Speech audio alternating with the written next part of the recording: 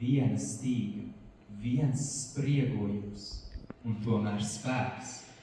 Vārgs, bet stiprs, apspiests, bet īsts.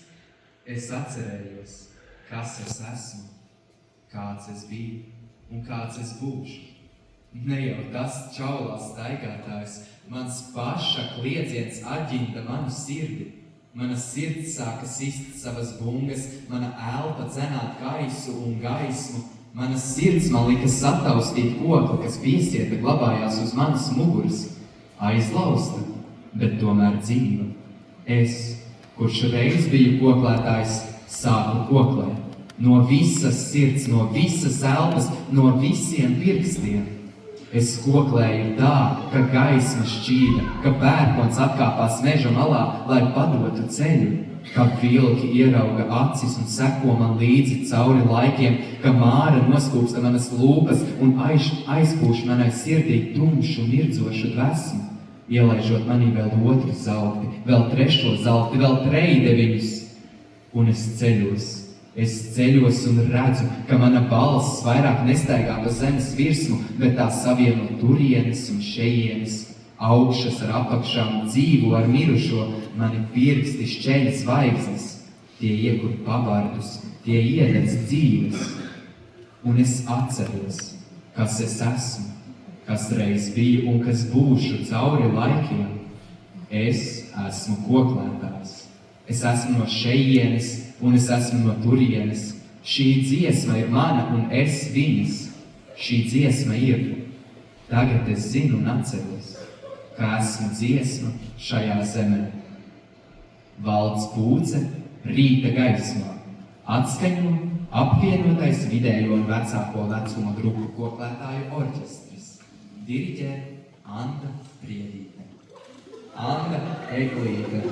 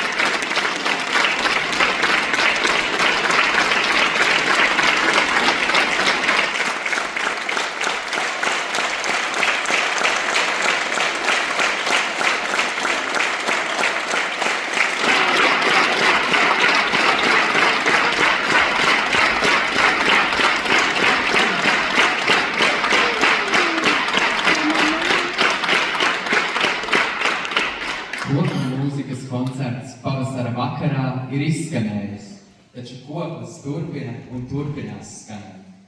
Paldies koncerta rīkotājiem Latvijas Nacionālajam kultūras centram.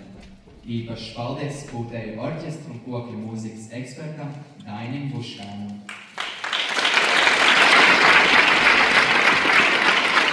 Paldies koncerta mākslinieces vadītājai Andai Eglītai.